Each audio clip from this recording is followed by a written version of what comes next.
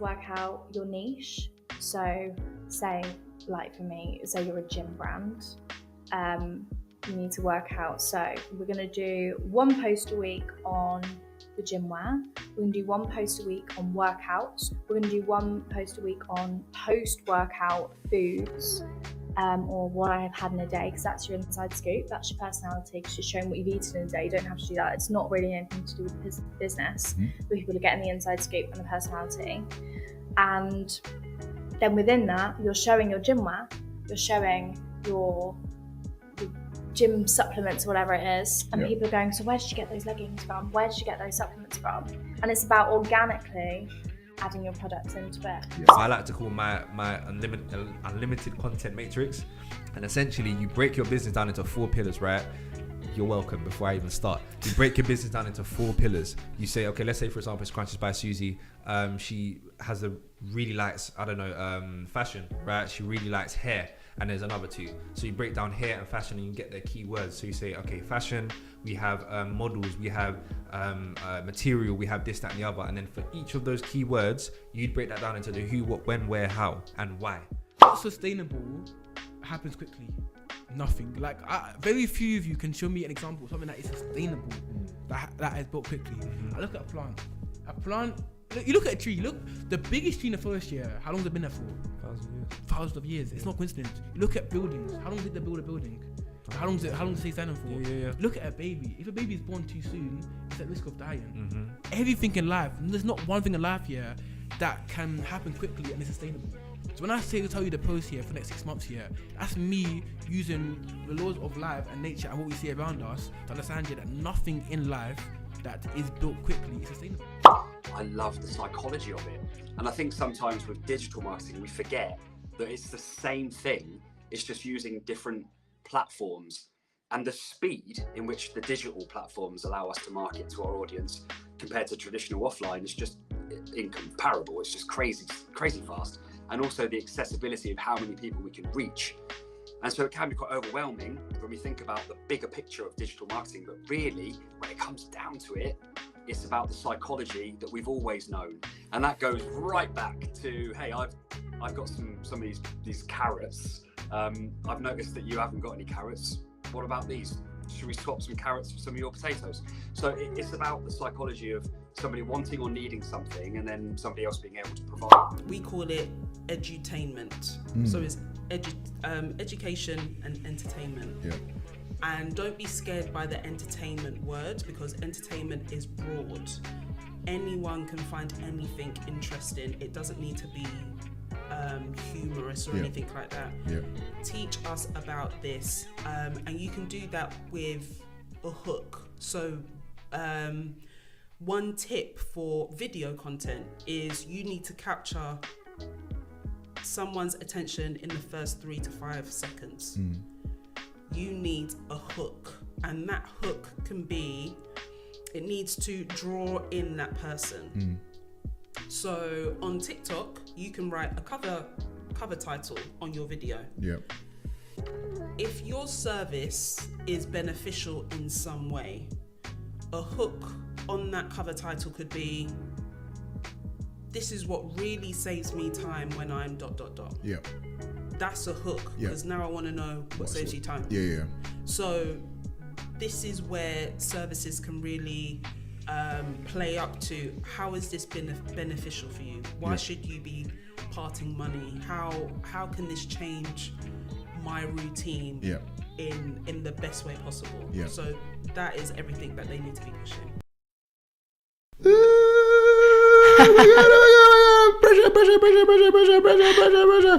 Are we live? Oh my gosh, all right, that's cool. All right, I'm literally just getting up Maya's credentials, because I don't want to fail on anything that she's written on her LinkedIn, because everything that you write on LinkedIn has to be true and it has to be accurate. Good morning, everyone. Good afternoon, good evening. Welcome to another edition of UKBF Talks. And in today's episode, we are joined today by a very, very special guest.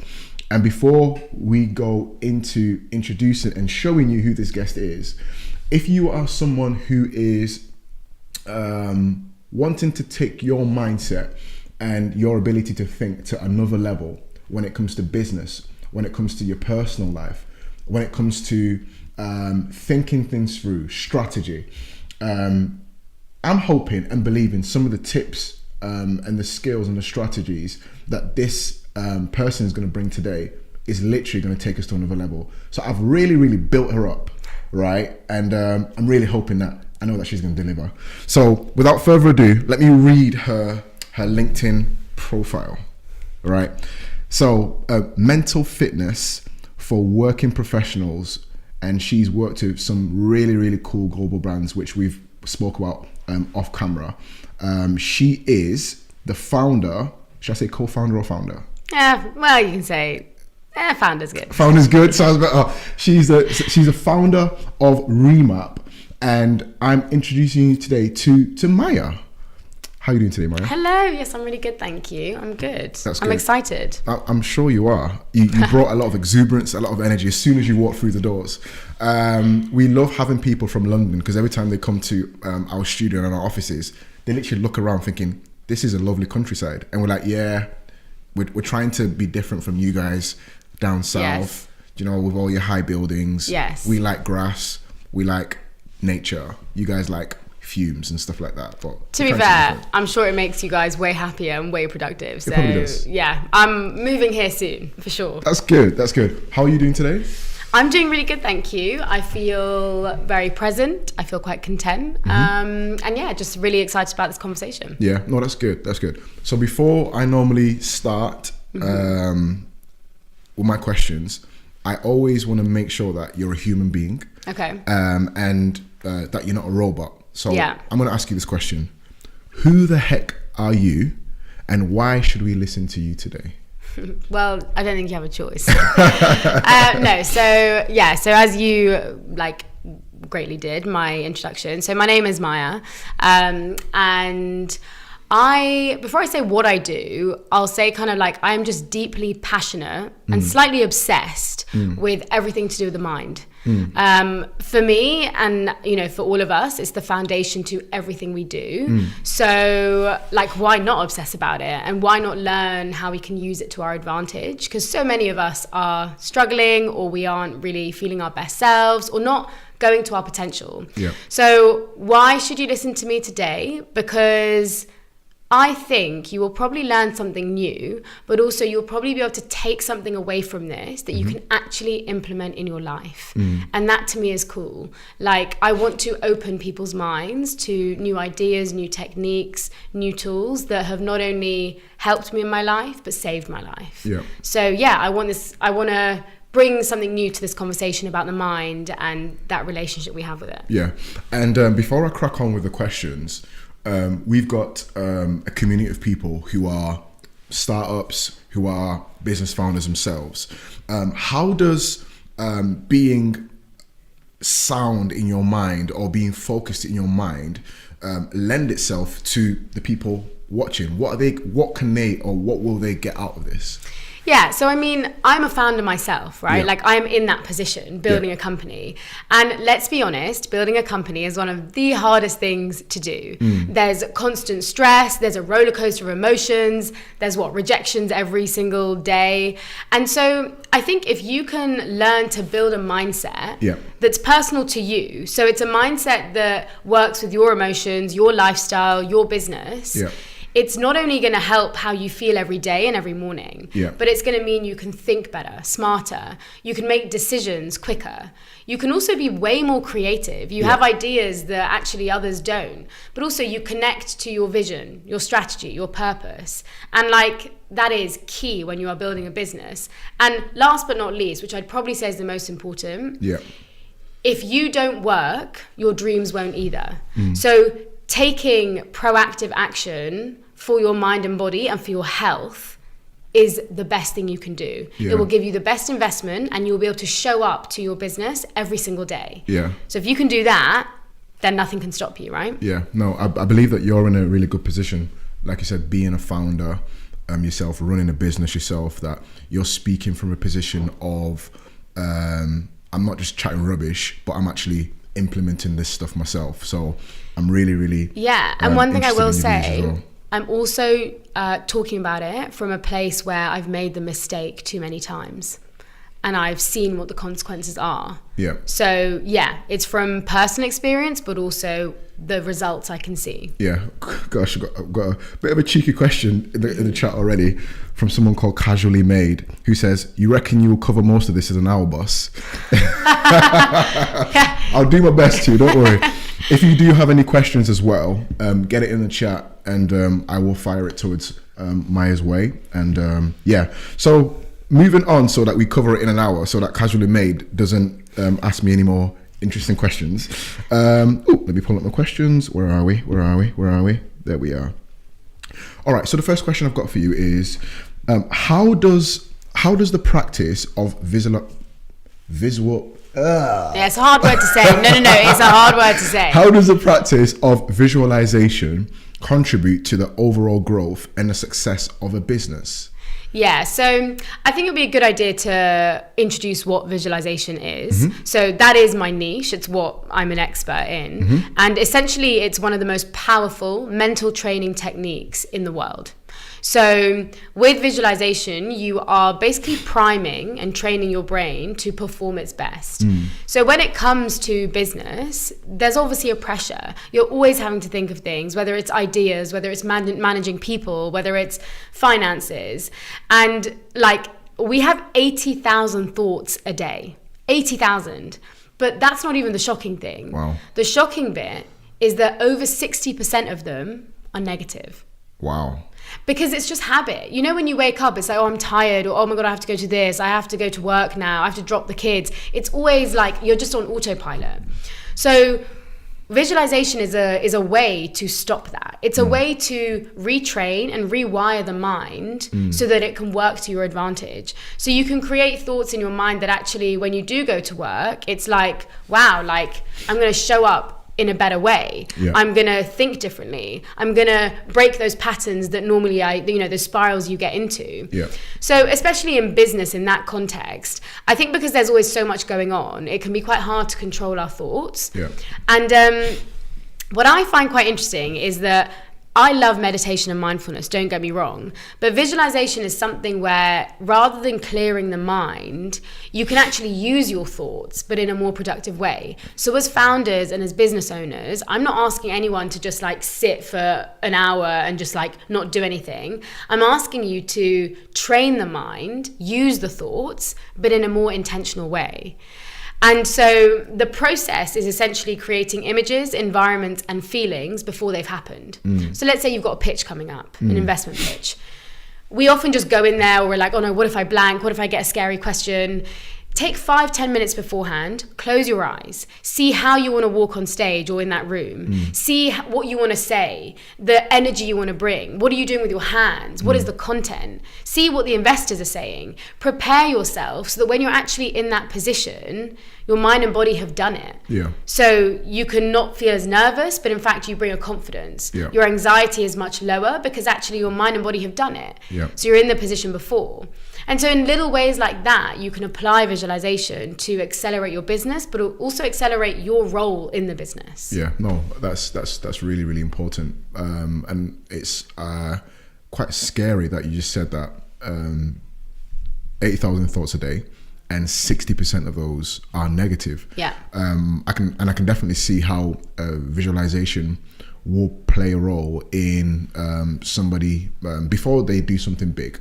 Even in the little things. Yeah. Off camera, well, not off camera, the cameras are set up anyway. But before we came on live, I asked the question, or I posed the thought to you that when you're running a business or you're doing business, the first week you're doing your business, you've got your business plan, you think that you're going to change the world, right? You feel like you're going to do great things. And you might get to a period of time where you're like, oh, I'm losing a bit of energy here. I'm losing a bit of passion. That drive that I initially had is going. With that being said, what place can somebody, how can they incorporate visualization in that scenario? Yeah, so I don't know if this is slightly controversial, but motivation dies. Like, it dies every day.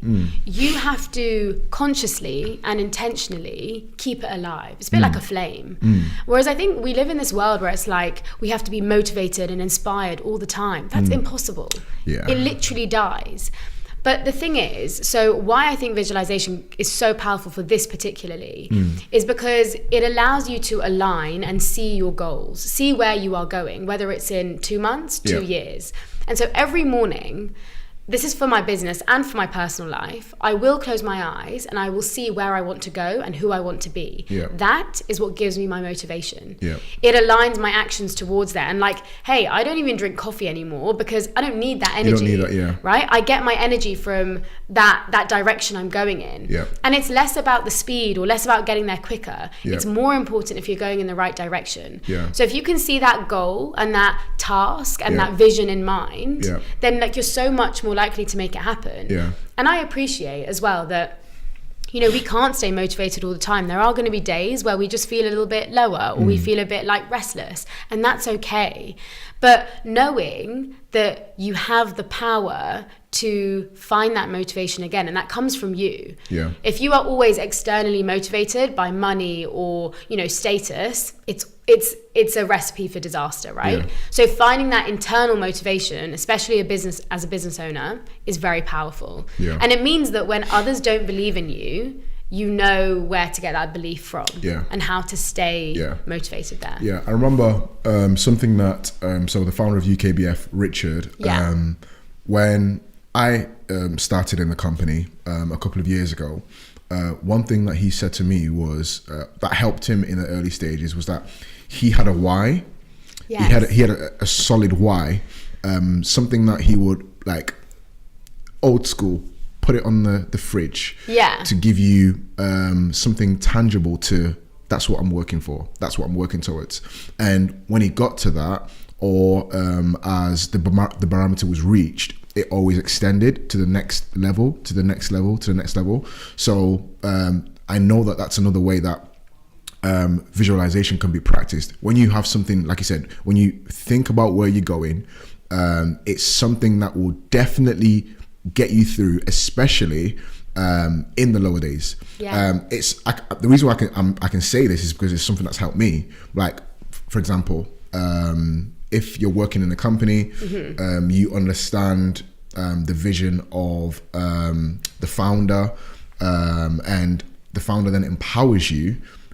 That empowerment can drive you. But if you yourself have the ability to think, okay, what can I also do from this, coupled with the empowerment of the founder, it will get you somewhere further. Exactly. So no, absolutely love what you just said there. Absolutely love that. My next question for you. What are some of the real world examples, businesses that have effectively utilized what are some of the real world examples of businesses that have efficiently and effectively utilized visualization techniques to achieve their growth objectives? Yeah. So, okay. So a few examples of companies that a lot of people will know is ones like Lululemon, LinkedIn as well, Lego. These companies are visionary, right? They are building incredible things. They're disrupting markets. They're creating innovative ideas and technologies. Yeah. But like, where do those ideas come from? Yeah. Where? They have to come from someone's mind, but you want to give that, you know, situation and space for people to do that. So in those companies, they've used it for individual goals and growth and mindset, but also for, you know, strategy, for obstacles. It's a great way as well when you have, let's say, a problem or something's gone wrong, use your mind to see different ways to overcome it. And so that when you're actually in that room, you've got options, you've got different ideas.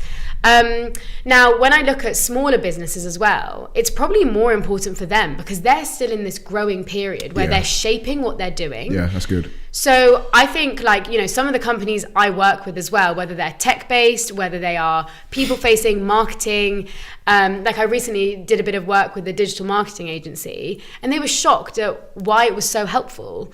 But it really can accelerate your thinking, your big thinking, but also those small everyday tasks. And in a very simple way, productivity.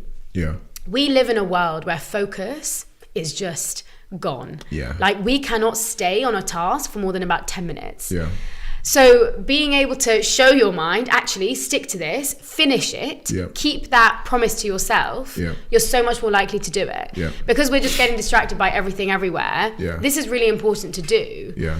And it comes back to this thing of like, one thing I'll also say is what I'm finding quite exciting is companies, small businesses, as they're building their work, it's like they're taking the wellness and performance side a bit more seriously.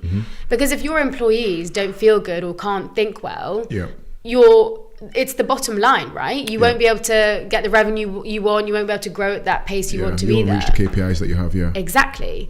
And so looking at the well-being of your team and employees is also important. And that's why I love this technique, because it couples performance with well-being, creativity with well-being. You are training your mind, getting better, getting more resilient, whilst also getting better at your work. I mean, that's awesome. Yeah. So yeah, it's great to see how companies are integrating it within it. And one idea actually that I love telling people I work with is just do it before a meeting. Simple as. Few minutes, do it before a meeting. I do it with clients as well. Just before you go on Zoom, we're literally Zoom. Take 2 minutes, do a quick visualization, take a few breaths, and it will change the course of your meeting completely. Yeah, because it allows you to prepare for different scenarios. Yes. So if this is going to go well, this is how I envision it going well. Yeah. If this is going to go very bad, this is how I envision it going very bad, but what can I do exactly when it gets to that stage? You've already prepped your mind ahead of time for that.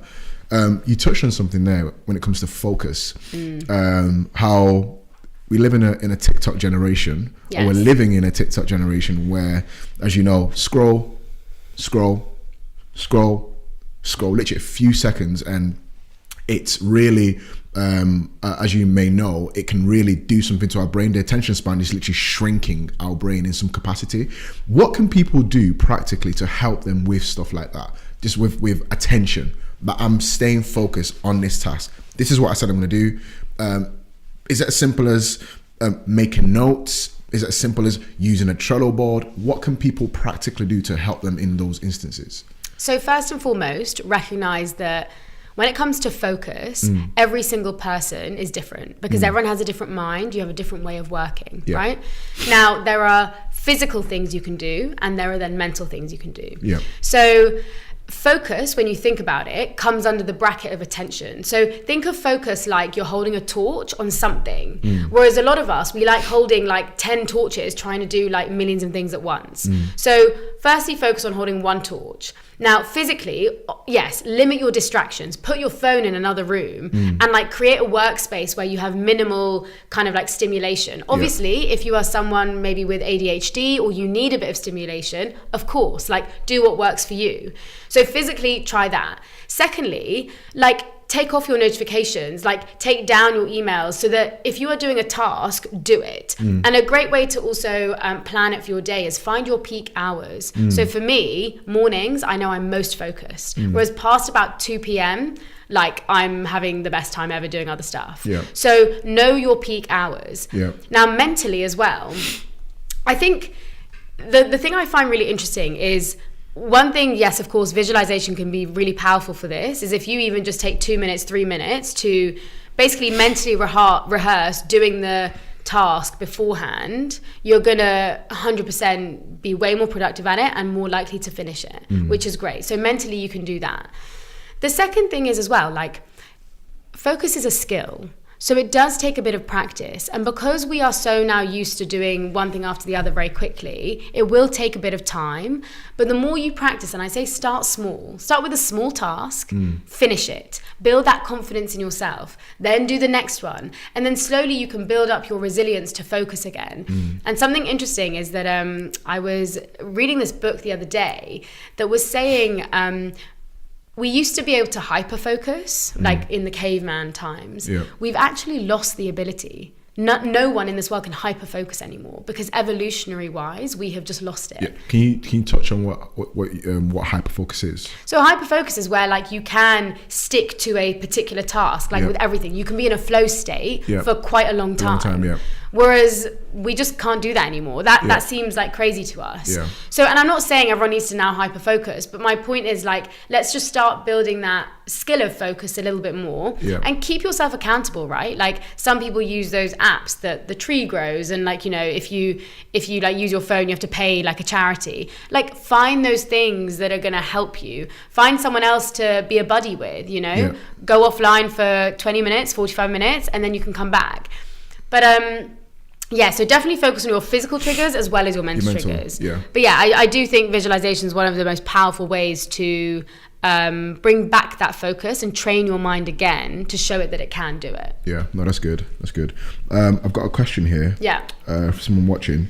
Can you ask Maya, what is internal motivation? Yeah, that's a great question. So I think this really ties into the concept you were talking about of your why. We live in a world where there's a lot of external validation and motivation. So we can be motivated by money, by status, by power, by the fact that someone else did it. That can be like, you know, it's all external motivation. Internal motivation is, what is your why? What is your reason for doing it? Yeah. You know, is it because actually you feel fulfilled when you're working with people? Is it because this has been your purpose and it's a massive passion of yours? And I'd say internal motivation as well is that thing that it doesn't have to be this like huge thing that you chat about to everyone. It's just this like inner fire that gives you life satisfaction. It gives you that kind of like buzz to be like, I want to do this. Yeah. But I would say inner motivation comes from self-awareness. Okay. You've got to take the time to ask yourself, Who am I? Yeah, who am I? But also, what are the things that make me feel alive? Yeah. What do I enjoy? What drains me? Yeah. Those sort of questions will help you build this idea of, okay, what actually motivates me in life? So before, for me, it was kind of money. It was kind of like fame or whatever. Now, my inner motivation is if someone can tell me that actually this has really helped them and they feel different after a visualization, that is amazing to me. Yeah. That is what motivates me in my life. It's inner. And so I think it comes a bit more from your identity and what truly drives you from a place of self-awareness and introspection. Yeah, no, that's a great answer. That's a great answer. How can business owners integrate visualization into daily routines to enhance their decision making and strategic planning?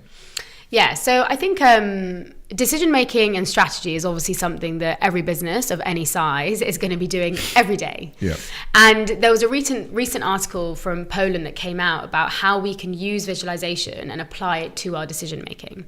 So essentially, whether it's a tiny decision or whether it's a big decision, if you use visualization in a way that you close your eyes and you see the possible outcomes. Okay, so let's say, I'm going to say a very basic one. So if you want to sell your company or don't want to sell it, okay? So if you close your eyes and let's say you are selling it, what would be the situation of that process? How would it go? How would you feel? What would happen? Yeah. Right? You may not know all the details, but you know the general vibe. Yeah. The second scenario might be, okay, you don't sell it, and what is the situation in that case?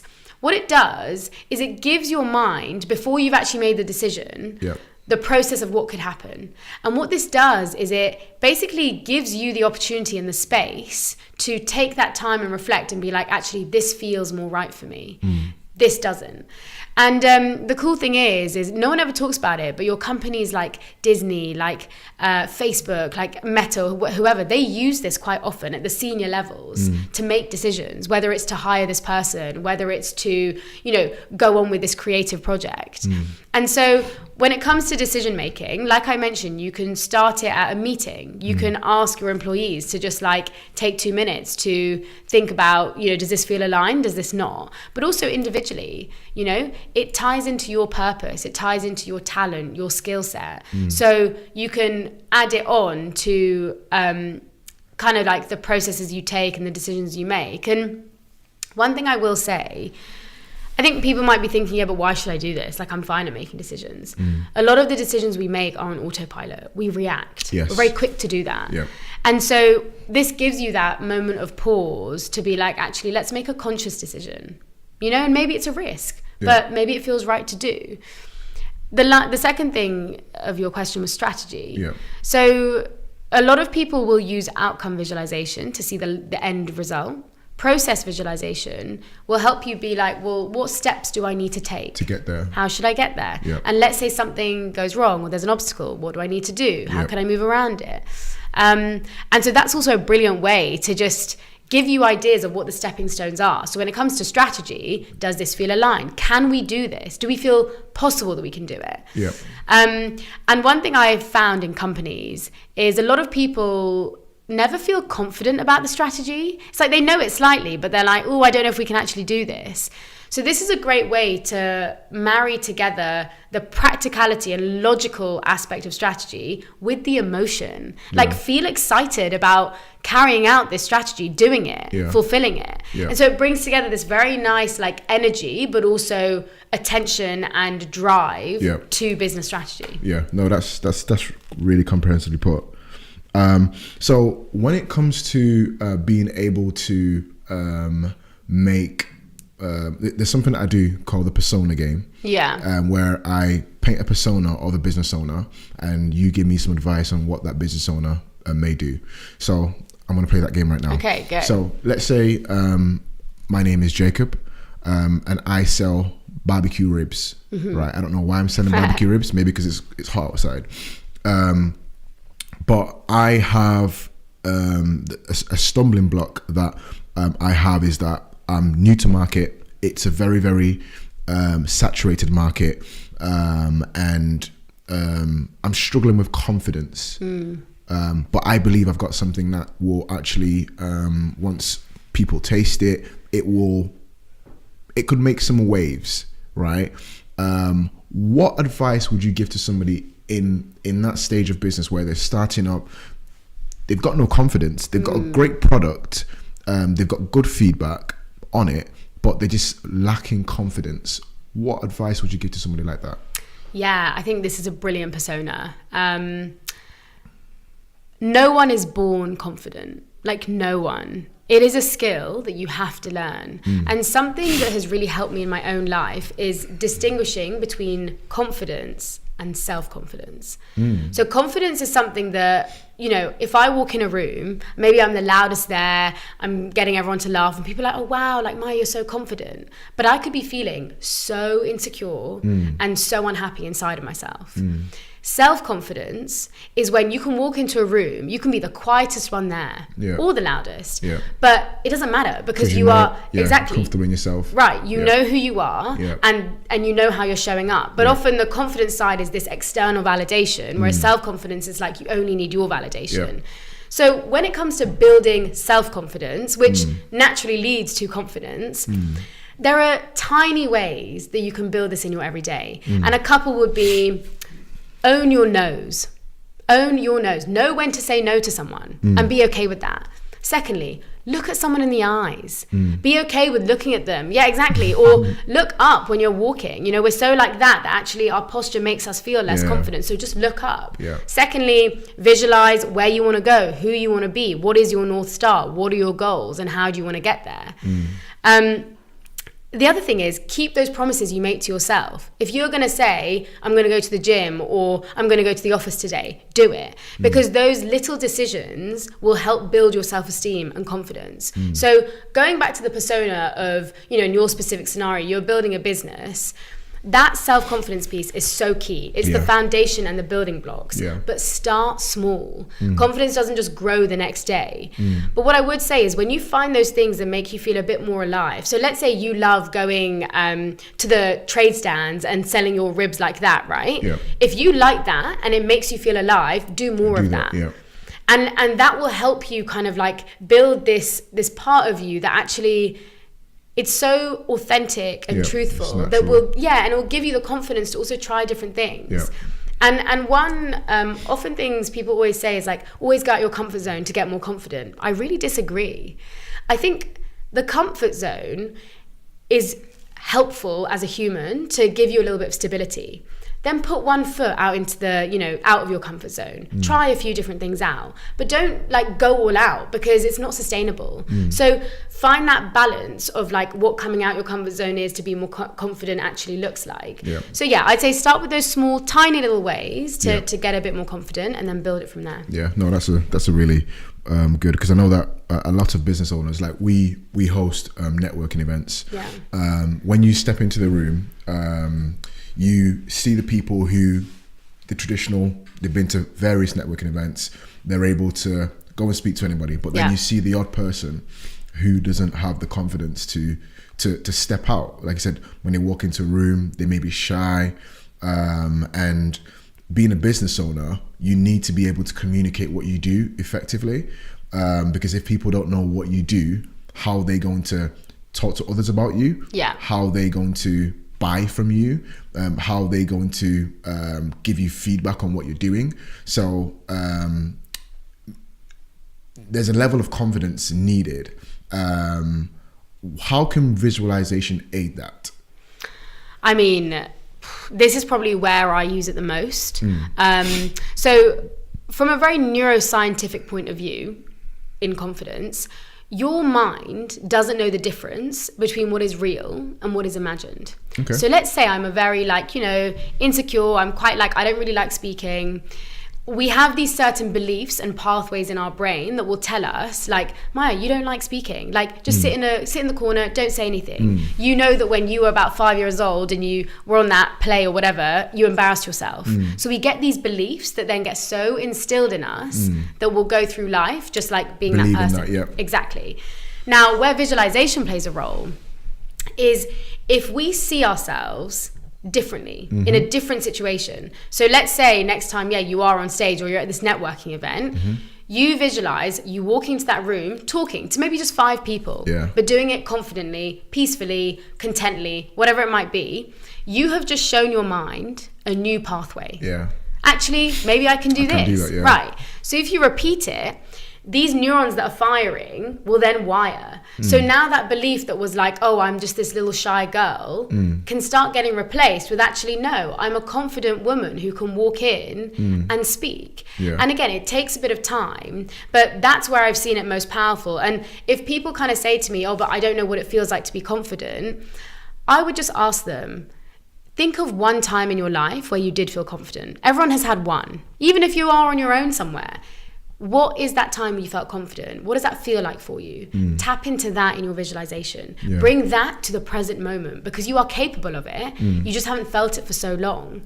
And so again, it comes down to you. It comes down to your responsibility to train yourself to get more confident. But yeah, I think it's fascinating when we realize the science of the mind, how we can manipulate it. So this isn't just like me being like, yeah, try this out. It's like, this is the science of it. And this is how you can actually change it for yourself. So you're basically, it's like a mind hack that you're basically, you're rerouting what, going back to the example that you used, this is something that I was exposed to as a child, like a trauma issue that I had as a child. But if I'm able to visualize where I would like to be, or what I would like something to look like, and just taking a step to actually try it out, you've tricked yourself, you tricked your mind to know that it's actually possible. And the more you do that thing or repeat that process, it solidifies in your mind and you gain that confidence in that. Exactly. And I'll give you some timings. Give it 2 weeks, doing that maybe 5-10 minutes a day. You will start to feel it. Give it 4 weeks, you will start to see it in how you show up. In, let's say you're doing a presentation, whatever. In 8 weeks, it will be part of you. It's now your identity. So now you're not actually tricking your mind. It's just part of who you are. You have changed your behavior. You have changed your belief. So yeah, take this seriously, because this is awesome. If you have those limiting beliefs that stop you from doing certain things in your business or in your personal life, it doesn't have to stay like that.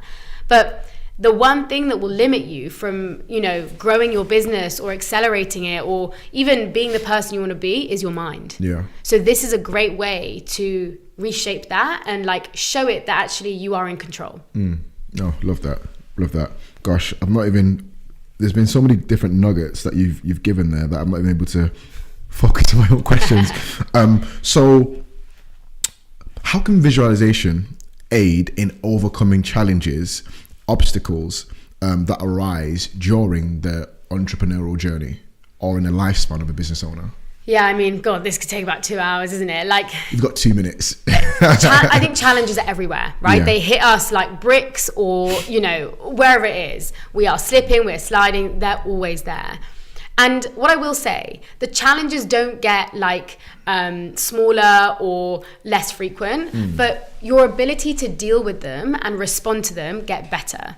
And that's why mental fitness and training the mind with something like visualization can help you get more resilient.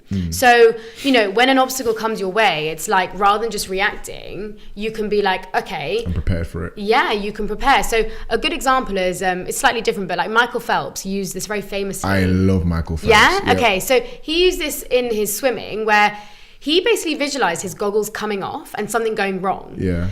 And he saw in his mind, what would he do in that situation? Yeah. Then it actually happened. I remember. Right? He's done it on an interview. Yeah. Yeah. And he said, because he'd already done it, yeah, he didn't need to use any mental or physical energy Yeah. to like figure out what to do. He knew it. He just threw the goggles and carried on and he won. Yeah. Now, in the same way, let's say something happens in your business. Someone, I don't know, gets, you know, you have to fire someone. There's conflict in your team. Yeah. Use your mental rehearsal to be like, what do I need to do to make it the best possible situation, or how can I do the best I can? Yeah. You know, I use it for conflict all the time. So when there's an obstacle, do it in your mind first, overcome it in your mind first, and you're so much more likely to overcome it in real life. Yeah. I've got another question here. Yeah. If you are too nervous to pick up a phone to call someone, and end up falling into the trap to send an email instead, what could you do to prepare and build up to dial that number instead of just send them an email? I'd say 3-step process. 1, why are you nervous? Often we get nervous because we're scared, like we'll embarrass ourselves, they'll judge us, or they'll say no, things like that. So first, rationally realize, okay, fine, that is why you're thinking that. Second, take 3 deep breaths, double inhale, 1 exhale. This will calm your nervous system, so you'll get out of your emotional state and you'll be rational. Can you show us? Yeah, so simply. Okay. Simple. 3 of them, it calms your nervous system completely. Even after just 1, I'm like talking quieter. It's so powerful, right? Wow, okay.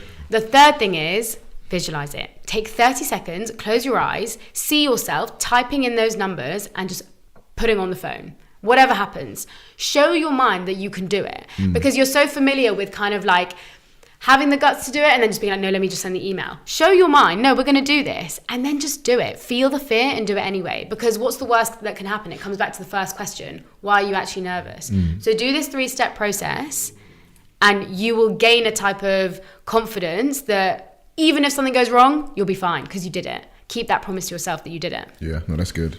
That's good. And if you want to practice, ring me. You can do that. We'll come back to that. Yeah. Are there specific visualization techniques or exercises that business owners can implement to enhance creativity and innovation within their teams? I know you touched before on the likes of Meta or LinkedIn, Lululemon, some of the things that they may do. What practical things can people actually do? What can we do as small business owners? Yeah, I think it comes down to like ideation, right? And I think sometimes we think a bit too small. Like think big, dream big. I'm not saying you have to go with those ideas, but the more you open your mind and think quite divergently, like, you know, what would be the maddest idea we have here? What's the maddest idea I can think in my mind? Sometimes, you know, if you look at Elon Musk is a great example. I know it's slightly controversial, but some of the ideas he comes up with, none of us have ever thought of. He has a mind where he won't stop his mind from like thinking or imagining. And creativity and imagination go hand in hand, right? But as we get older, we lose our ability to imagine. It's still there, but we just don't use it as much. Whereas when we're young, we're like, yeah, I'm gonna do this. What about this? Let's create this, right? We see like a pen and it becomes like a magic wand.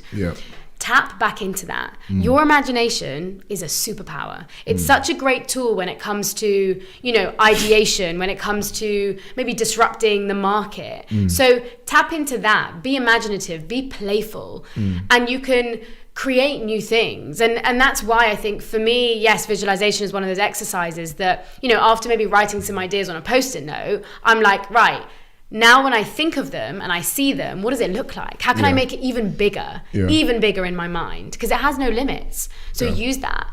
So I'd say when it comes to, imagination, creativity, innovation, never underestimate the power of your mind, ever. Because we're too stuck now in kind of safe thinking. So think bigger. Yeah. I guess going back to what the point you just made there, when we were younger in school, most of us were given pens and or colouring pens and a piece of paper to start drawing. And you probably start drawing things that you see on TV, but then it develops and morphs into something else.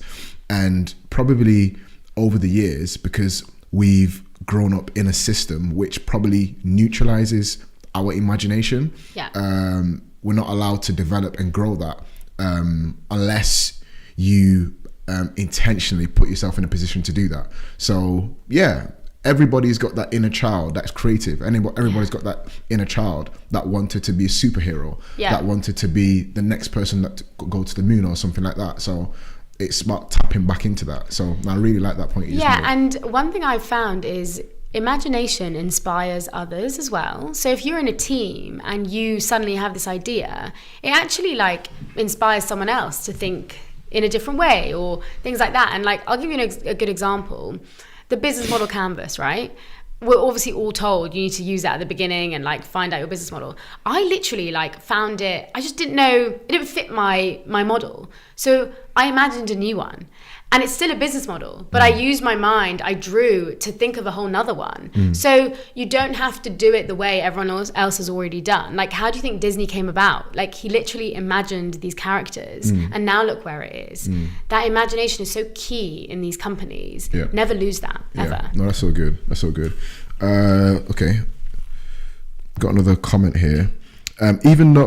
Even when you know what jobs you need to do and should do, what techniques could be done to be more motivated to do what needs to be done and stop procrastinating? Asking for a friend. Good friend. So I was actually talking to your team about this today. So I have 2 good ideas for this. One, get rid of to-do lists. They are so like old now. Okay. Start writing a to-be list and a not to-do list. So a to-be list basically connects you to your deeper purpose and drivers, okay? So a to-be list might be like, today I want to be focused. I want to be an empathetic co-founder. I want to be healthy. I want to be brave. Now, what this does is it conditions your mind that in all your activities, you start embodying these qualities, okay? Obviously, you can still have a task list. I get it. Like, sometimes you need to know it. But how many times do we have these lists where we just get so overwhelmed? So start focusing on the qualities and who you want to be in order to do them. Now, the second bit was the not to-do list. If you are procrastinating a lot and you're losing focus and attention, write a list that says, today I'm not going to go on my phone, or I'm not going to get out my chair until I've finished this thing.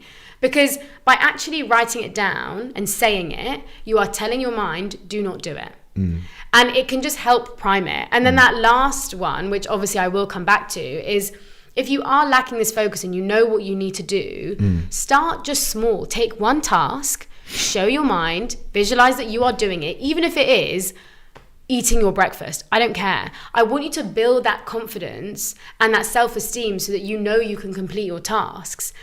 And then once you do that, go a bit bigger. Show yourself that you're going to do your whole day. You know, one thing I tell founders a lot to do is when you wake up, run through your day in your mind first. Even breaks, even your dinners, your lunches, your walks, your gym sessions, I don't mind, your meetings. Run through your day so that you are literally wiring your mind and body to do it. You're more likely to do it. So, and the last thing is, don't be harsh on yourself. Like, we are literally living in a world where it's so hard to focus. There's so much noise. So try and just go focus on you, focus on those small tasks that you need to do, and then build it up from there. Yeah, no, that's good. That's good. How does Yeah, we need to make a meme out of this one, don't we?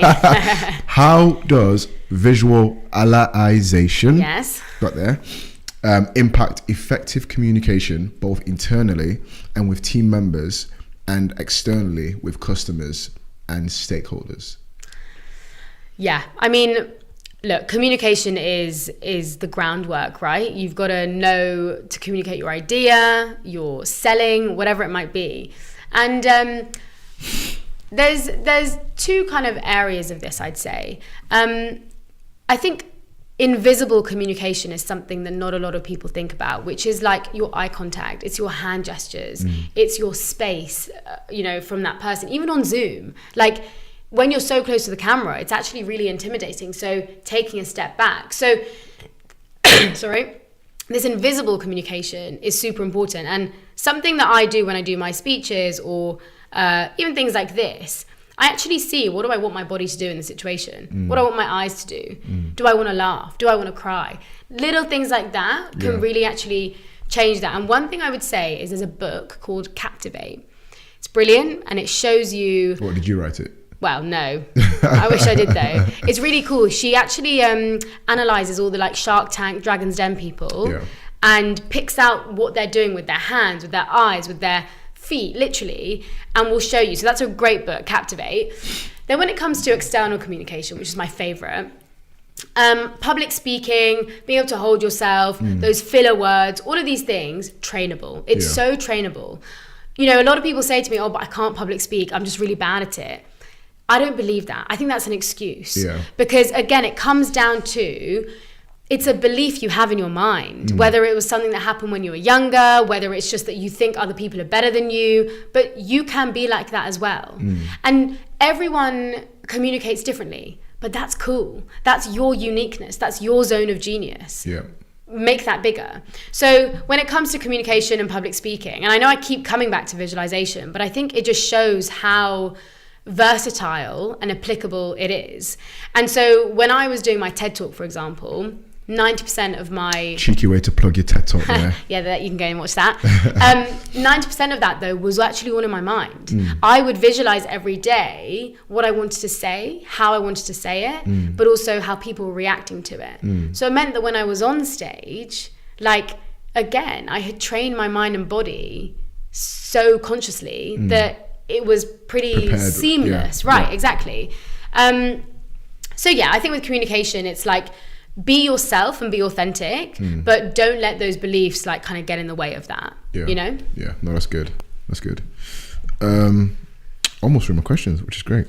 Can you provide some insights into using visualization to strengthen marketing and branding efforts, particularly reaching particular target audiences and conveying specific messages? Yeah, I mean, I guess I'll go a bit broader on this and talk about, like we were talking about, the creativity, the imagination, is that like every single idea in our world has come from our mind, right? So even when it comes to marketing, when it comes to your target audience, it's like, how do you want them to feel? So much we think about, oh, what should we do? What should we say? But how do you want them to feel? Start tapping into that aspect of what it means to be human. And I think like, I mean, this will take a bit of practice, but whenever I do my marketing or, advertising, whatever, again, I think of it in my mind first. I think, does this look good? And then I may draw it, I may speak about it, I may write it. And like with that company, I was talking about doing some marketing. We were doing visualization and marketing. I think it just put them in a very peaceful but also energized state, and it allowed them to flow with new ideas that they never would have been able to. Because I think when we're in autopilot and we're just in our very conscious state, we can just be like, our ideas are good, but are they the best? Probably not. And so like, again, think big, allow yourself to put yourself in the shoes of other people. And so a great example of this is the military. They use visualization to sometimes be in the shoes of their enemy. And they literally feel what it would be like to be them, to think, oh, what might their strategy be? So in a similar way, Put yourself in the shoes of a customer. Yeah. Close your eyes. Be that person. You've all been that age, or you may know someone who is. It's a great way to kind of get those insights. They may not be perfect, but it's at least it pushes you to maybe think a bit differently. Be like, actually, what would they be doing on their daily life? Be that person. Like take those 10 minutes and just dive into that. And it's just exciting, the sort of insights that you can then come up with that you never would have been able to. Yeah, no, this is good. I normally don't say this is good to everyone. But, this is actually I'll need to go back and check that if you actually do. What steps can business owners take to maintain consistency and focus in their visualization practices as they adapt to things like COVID, things like recession, things that affect their market conditions? Yeah. Mental fitness and things like visualization cost nothing. It is literally your mind. And they don't have to be time consuming either. Like, training your mind does not have to be expensive or time consuming. It's also a very individual thing. So I'd say with businesses, create a space where, yes, whether you're doing it before meetings or whether at your stand up, you do quick breathing or visualization, or, at the end of the day to de-stress, but also it's an individual's responsibility to do it for themselves as well, for their own purpose, their own vision. Yeah. And the thing I would say is you can do it in small bursts. It doesn't have to be you have to take hours out the day. It takes 2 minutes, 10 seconds if you want. You can do it on Zoom. You can do it just before you go to work, on your commute to work. So I think it should come top down and bottom up, right? Individuals, but also from the more senior leadership, how can they integrate it in there within the meetings, normalizing it a little bit. But I would say, whether it's COVID, whether it's recession, this is one thing I love about it, is that it's your mind. You already have it. Everything you already need is there. It just takes a bit of reflection and a little bit of time to actually commit to it and say, I actually want to do this. And I think discipline is something that, a lot of us have lost as well. Yeah. And so finding that why, I want to do this so I can think better, I can feel better, and I want to do this. That is super important. Make it part of your identity and your internal motivation. And the last thing I will say, it doesn't have to be a chore. I think the way we've spoken about mental health or, putting things like mindfulness into companies is we have to do it, or we need it. It can be so fun and so empowering and so playful. Yeah. Make it an enjoyable thing where people are actually, I want to do this. I can see how this is going to help, rather than, let's just check it off and fine. Yeah. Make it exciting. Yeah. I like the point that you made earlier about, so the question was basically, when you're going through tough situations, how can training your mind prepare you for it? So because you've already put your mind through different scenarios, one thing, another thing that Richard's been in business probably before I was born. He's watching this, so he'll laugh. He'll laugh, or when I walk out, he's gonna get out. But one thing, because of the experience he has, he would have seen recession, or he would have been through different economic turmoils, which would have now accompanied the way he looks at business in the future. Oh, so this is what we've been through in the past. If these things were to happen again, how would we pivot? How would we do things? How would we approach it? So being able to at times get the pinch as a business owner will prepare you for things to come in the future as well. But that's when the visualization aspect comes into it, because you felt that pinch initially, which you weren't prepared for, because you faced that hurdle, which you weren't prepared for. Once you've overcome that, you're now able to you need to be intentional to prepare your mind for what potentially could come in the future, because these events unfortunately may happen. Nobody saw COVID coming. Analysts can predict, financial analysts can predict recessions coming down the line. So how can I prepare my mind? How can we prepare this business? What do the team need to be doing? What do we need to be doing our resource? Because something could happen, something could turn up. But if you're not thinking like that, I believe all business owners should think like that, because if you're not thinking like that, you're going to get a massive slap in the face. Yeah, and I think you raise a very important point in that, like, there are some external things that we just cannot control. We couldn't control COVID. We can't necessarily control a recession. Yeah. And the truth is, the only thing you can actually control is your thoughts, your emotions, and your actions. Like, I can't even control your thoughts. Like, a lot of us, we try to control, you know, whether it's our managers, even Dr. What's his name, Professor Xavier. He can read your thoughts, but he can't control it. Well, exactly. There you go.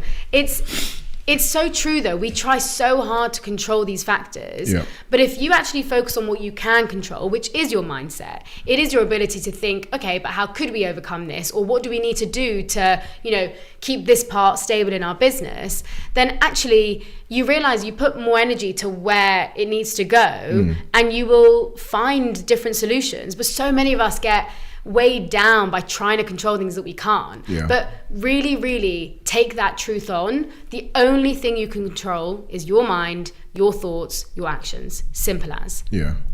The controllables. I remember a friend of mine said that, like you said, I can't control what you do. I can't control the way you think, but I can control the way I handle myself. So you control your controllables. It's all within your capacity to do so. So you owe yourself as a person, as a business owner, to control the controllables. The things that you touch, the things that you say, the way you think, the way you process things, it's down to you how you do it, and you have to do that intentionally. You're going to say something. I saw your mouth. I think that's a great way of putting it. And I think one, I guess, mindset. Do you know, I don't like the word mindset because it literally means you're like stuck with this mindset. I prefer, like, I don't know, mind flex, where actually it's this idea that your mind should always be changing. New perspectives, new ideas, like it is malleable. Whereas this idea of like, this is my mindset. No, like, don't have a set mind, like change it constantly, evolve with it. So I think that's a bit of a side note, but language is important. But one thing I was going to say is, when you are in these situations, these challenges, things that, you know, feel quite consuming, try and stay curious. A lot of the time we feel quite fearful or overwhelmed, but curiosity is this, I guess it's this emotion that, you know, we're still digesting what's happening, but it's allowing us to just be a bit more explorative and see it as like, okay, but what are the other options here? What are the opportunities here? And curiosity is a superpower. It's one of those things that it's not too weighted as a positive or negative. It's just quite neutral, but you have that like childlike curiosity to be like, oh, okay, interesting situation. Whereas like something wrong can happen and you're like, oh my God, this is the worst thing ever. Or you can be like, oh, okay, interesting. What do I need to do? What do I need to learn? Yeah. So just as a little bit of a mind flex hack, be curious, stay curious. And that is one of my words on my to-be list as well. You know, in all I do, clients, work, all of that, be a bit curious. There's someone that I know that likes to call challenges opportunities. Yeah. And that's just to literally go along with what you just said about the way in which your perspective on how you see something, how you coin something will determine the way you automatically react to it, because you're thinking, oh my God, crap, this is the worst thing that could ever happen, or oh cool, what can I learn from this? Yes, exactly. So that's though there's a little bit of a danger, I think, in our society, which is toxic positivity, right? It's like everyone's like, oh no, but think of the positive, or like only good vibes. And what I would say, especially as a founder, feel your feelings as well. Yeah. You know, stuff goes wrong. Yeah. We get rejected a billion times. You don't have to always see it as a positive. Allow yourself to be like, okay, no, this feels a bit crap. I'm not very happy, but now what can I learn from it? Whereas a lot of us just ignore that and we jump straight to, no, everything's amazing, everything's fine. And I think that's a bit of it's a misconception, but toxic positivity is a thing. Yeah. And a lot of people will like not let each other feel safe enough to feel their feelings. So yeah, definitely allow both aspects and see challenges, opportunities, but also allow yourself to feel whatever you need to in that process. Yeah, no, that's good.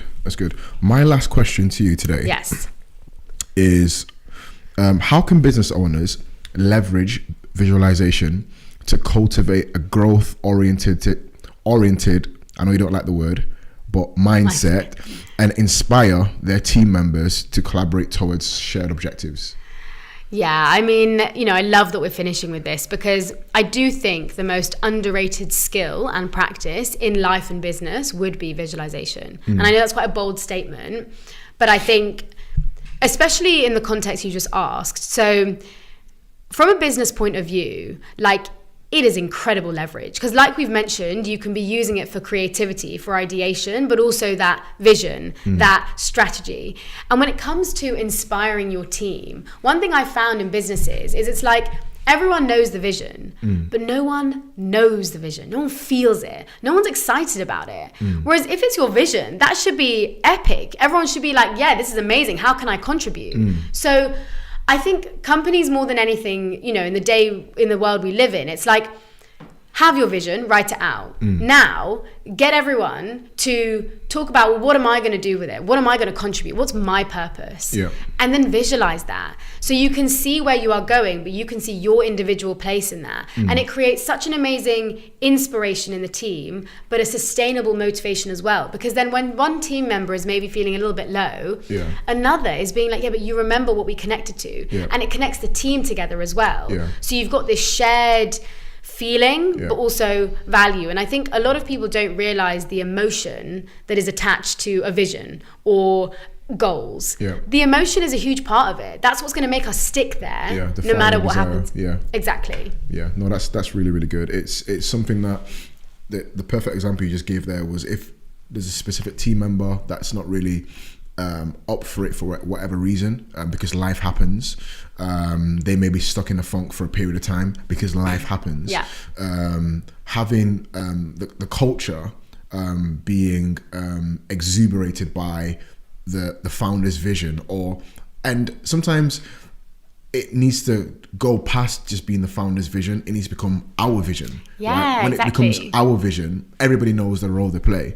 Everybody jumps out of bed in the morning. Exactly. Everybody comes to work with a level of fire, a level of passion, the go get them attitude. I'm not just here for a 9 to 5. I'm here to give my all with the time that I'm here. Even if I'm just using my mind for 1 hour, I'm using my mind to think big. So that was a great example that you just really gave there. So just to end, right? Your top 3 tips for business owners that you would give to business owners when it comes to their mind and how they use their mind to take their business from where it currently is to another level. What advice would you give? Okay, so first and foremost, build self-awareness to recognize what your limitations are. So what are those limiting beliefs? Is it that I'm not good enough? Is it that I don't feel smart enough? You need to know those. You need to have the emotional awareness to know, okay, this is what is going on. The second thing is, understand that everyone's minds are different, and it takes time for you to develop that relationship with it. Yeah. Learn it. Like, make it your best friend, because it can be your best friend or it can be your enemy. Yeah. So you need to work with it, understand it, learn its kind of language as well. Like, the language of the mind and body is hands down the most important thing you can do. And the last thing I'd say is, do not neglect training it. We all go to the gym. We know how to train our bodies, but no one really knows how to train the mind. And that's why we've focused on something like visualization, because it can actually rewire those beliefs and processes. So I want people to take mental fitness very seriously. So seriously. As seriously as you do with your physical fitness, if not more. It is the foundation to everything. And really find that why. Find it. Because it doesn't just have to be a reactionary thing, right? You don't need to train your mind just because you're feeling awful or upset or depressed. Train your mind when you're feeling amazing. It's proactive and it's preventative as well. So I'd say, I think those are those 3 things. It's that emotional awareness, it's the emotional intelligence, and then that emotional agility to be able to know how to change it and know how to work with it. Yeah, no, that's so good. That's so good. If people wanted to get in touch with you, how do they get in touch with you? So I'm very active on LinkedIn, and I love that. I bring a lot of conversations there, which is fun. as well, like I host a lot of events, so please, you know, you can come and join. And yeah, you can also find me on Instagram as well. It's literally at Maya Raichoora, same on LinkedIn. Yeah. But I am always up for, you know, a chat, a tea, whatever it is. Like I love it. Like I said, I'm obsessed with this topic. So and I love challenges. Tell me I'm wrong as well. I want those sort of conversations. So yeah, always happy to chat. Yeah, no, that's good. Well, so for everyone that actually registered for this webinar, we're going to send some information of how you get in contact with Maya. She's given us the permission now. She can't take it back, so we're going to do it anyway. Thank you so much for your time and the insight into this topic. It was very, very insightful. I don't always say that because I actually stayed awake. Yeah, true. You didn't so it's always a good sign. No, but I really, really appreciate the insight that you brought on this topic, especially the fact that you said that your mental and your mind is more important than your actually physical. So if you're taking more priority, it should take more priority than the physical aspect of training. So, and I will happily say that, happily, it is more important. Yeah, I agree with that. I agree with that. Thank you so much for joining us on this edition of UKBF Talks. If you want to get hold of Maya, stay tuned. We will put some information to you in the follow-up emails. Next week, we've got a fantastic webinar on all things accounting. People get petrified when it comes to sorting out taxes, knowing how to bookkeep, all these different things about finances.